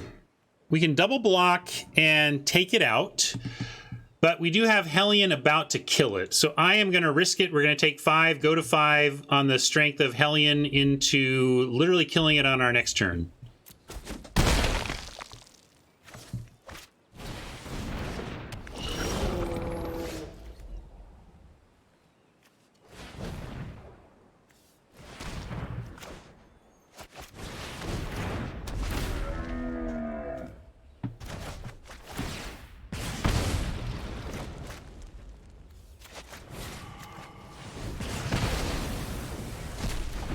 All right. Still got to stay back, though. We're at 5. We need the D. Sentinel hasn't done much. Starting to look like it was a mistake to play out the Sentinel unkicked. My idea at the time was that we were going to get, it was going to at least threaten to block the Mystic, but it never really threatened to block the Mystic and would now be much better as a big attacker.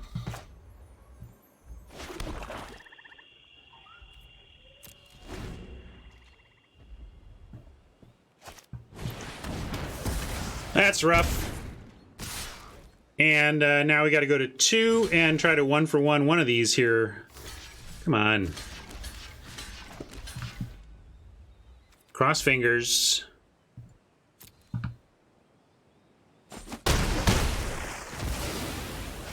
Oh, deck. Come on, deck. Well, I'm going to put a stop on and try and make them think maybe they shouldn't attack here, but it seems like that's... Yeah, they need a land, that's true. We got to chump, though. Because if they don't find a land...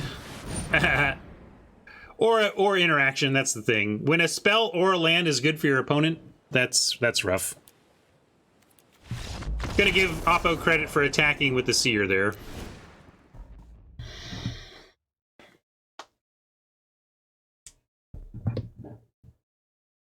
Oh, here comes the flood.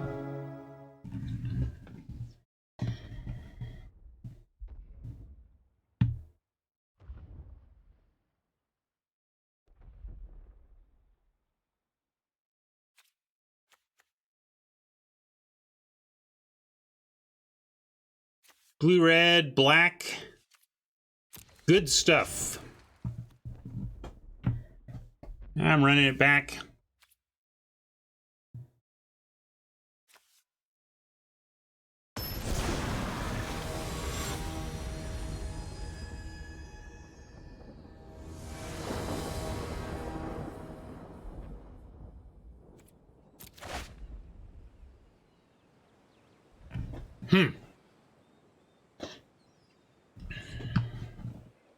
Well, at least we have something to do on 3. I guess we'll keep this. But, and we have both our colors. We have a lot of things to draw.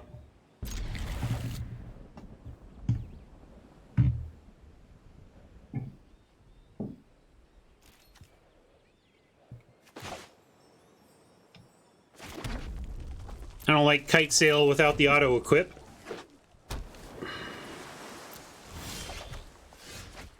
Almost here for Jinx. We got Electromancer and the would have been Rogue. And the Minotaur. Just need that 4th card.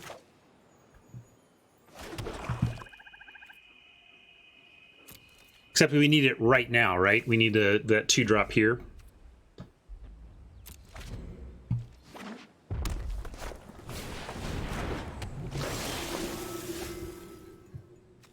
Royal Eruption.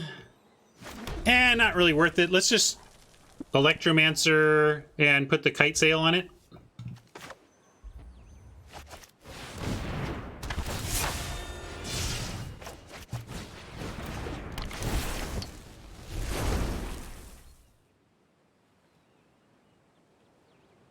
Well,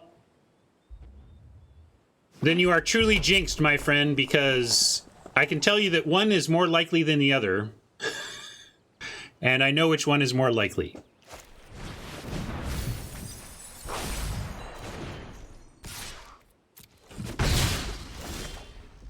Molten Blast is not land. We could just charge here. I don't like it, but I don't like blasting or erupting a freaking Cleric of the Chill Depths either, so we're doing it.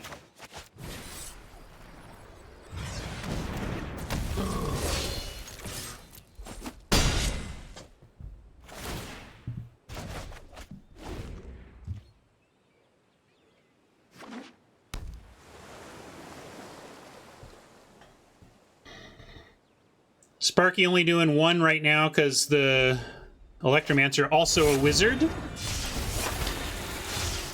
This is a little more worth a Royal Eruption. Let's see what they do with their Scry here. Nice Scry 2. Top on the Scry against a deck with some very powerful cards, so that's a bit nerve-wracking. I like finding our 4th land, though.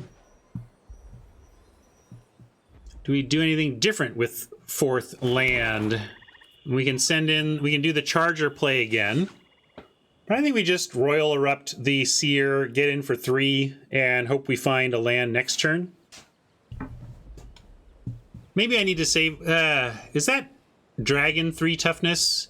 The 4-mana Dragon? Is it a 4-4 or 4-3? If it's 4-3, maybe we should hold for the Dragon. Could even offer the... it's 4-4? Okay, thank you. So that's... So we're not doing anything by saving that. Let's start with an attack, Electromancer style. And we can hold up Blast, or... Yeah, I'm going to Erupt. I'm going to do it.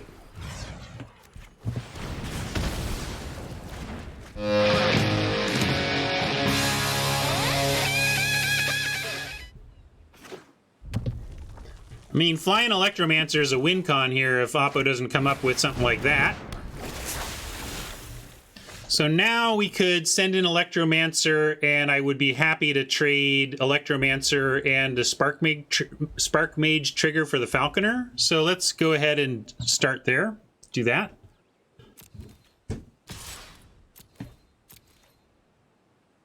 And yeah, I was thinking they might not block, and in that case, how do we want to handle it? Pack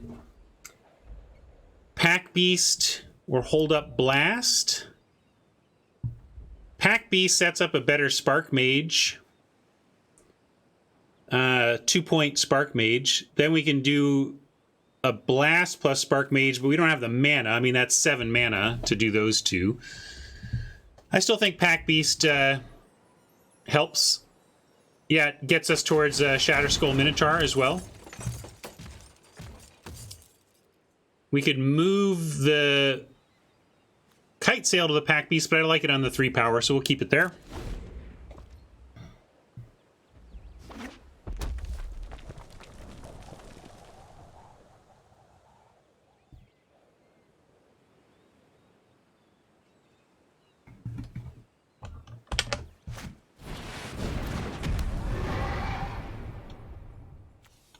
Oh boy.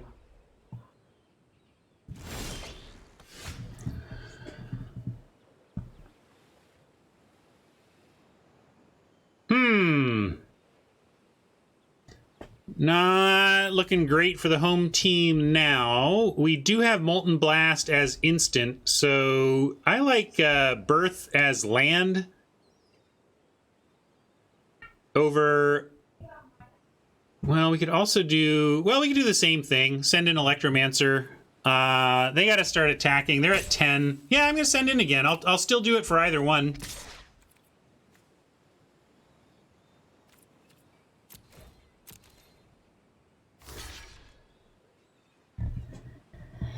Could go Rebirth, letting this replay for 2 mana also.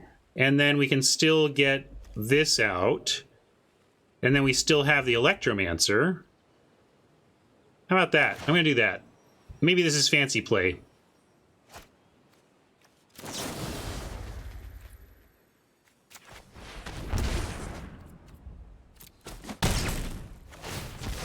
Oh, that's true.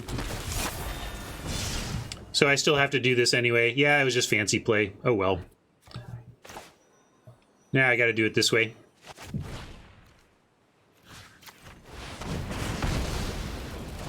Fancy play, I admit it.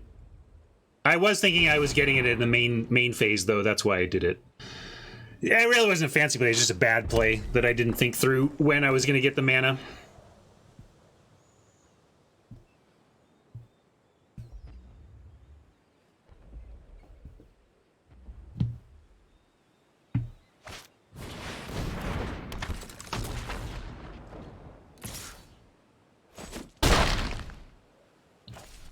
I don't think a fancy... Well, maybe a fancy play is a kind of punt. I suppose fancy play implies mistake, right? So I think you could say fancy play is effectively a punt.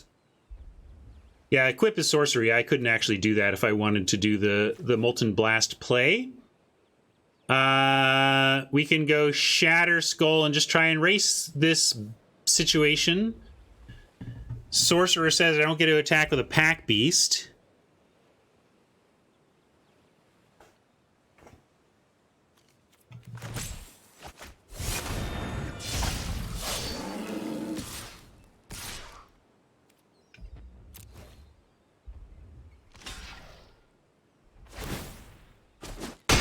Equipped in full control using the Electro Mana, but this isn't a...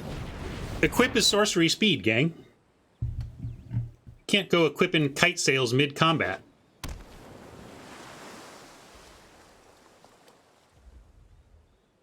Oh, yeah, so you're saying use the mana on the... Yeah, second main. Okay, I'm with you. Yeah, could have done it that way. That would have been mid-combat Molten Blast into equip, right?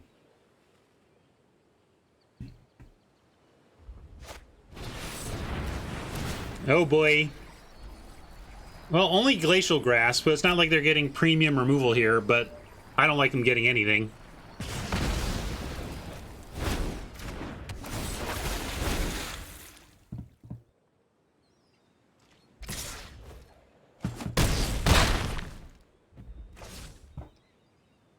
Well, you know we've got a Charger, and Thwart is super interesting. What do we get from that? Pack Beast and a Gloom Hunter.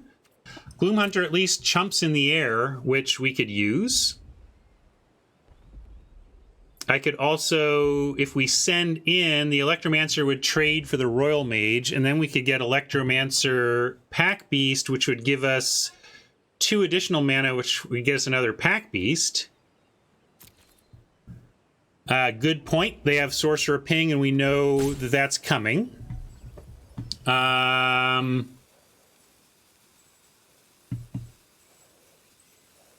If we Spark Mage, we're going to have 2 to deal to the Royal Mage, and we're not straight dead to the Tyrant, although we're basically dead to Sorcerer Pings at that point. So that doesn't make sense either. I think I have to thwart the grave and at least bring back the Gloom Hunter to make Oppo ping it instead of pinging our face.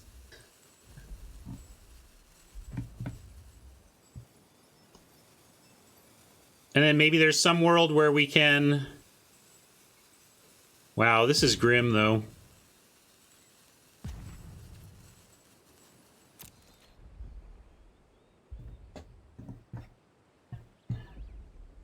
Spark Mage now to kill Pinger doesn't work. It's not enough damage. And they could ping... they could potentially 2-spell and...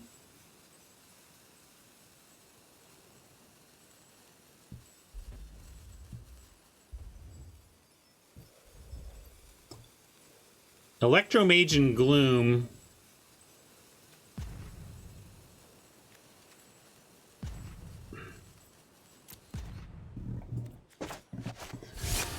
Is like all we got.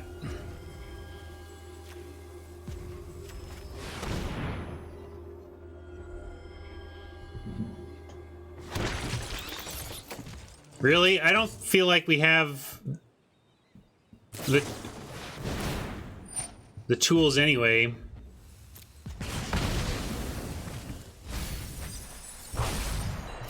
Yeah, they're just dead.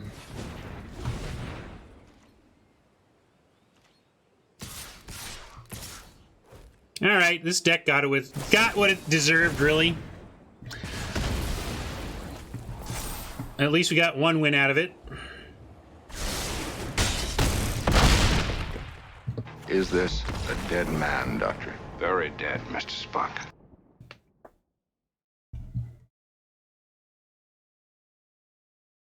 I don't know what you're saying by that, Jinx, though.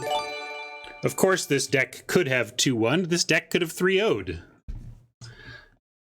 You're thinking on average, though, at 2-1s? I don't know about on average. I thought it was... People are saying it was just an average deck. I think it was distinctly below average.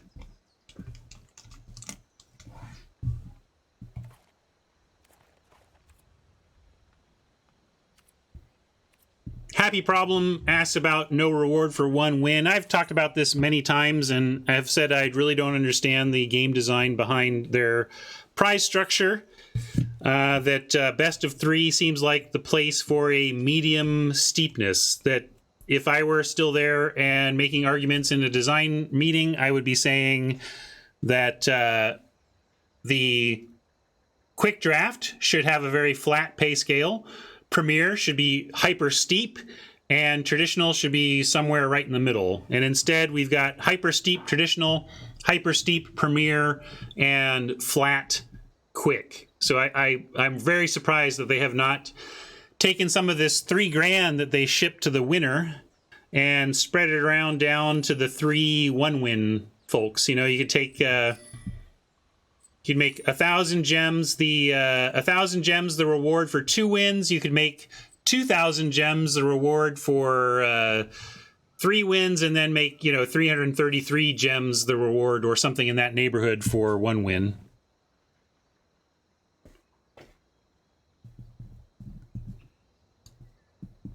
We can debate exactly how steep Premier is, but the point is, regardless of its exact steepness, I think Premier and Traditional combine to have too much steepness relative to what they should be offering.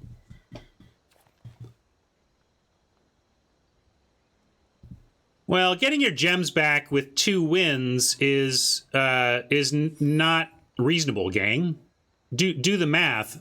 There are 3 people who get 2 wins. If only one person got 2 wins, then sure, you could juice the prize there. But if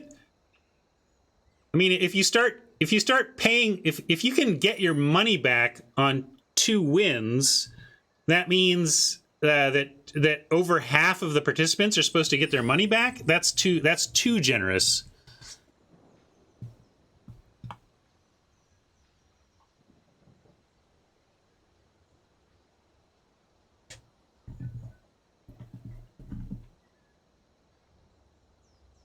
Yeah. So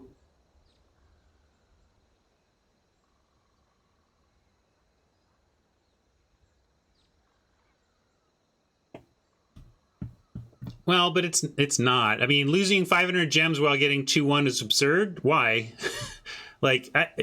It's just I'm here with you that I think they should redistribute this a little bit, but you can't just go juicing 2 wins in a queue where 3 of your 8 participants get 2 wins.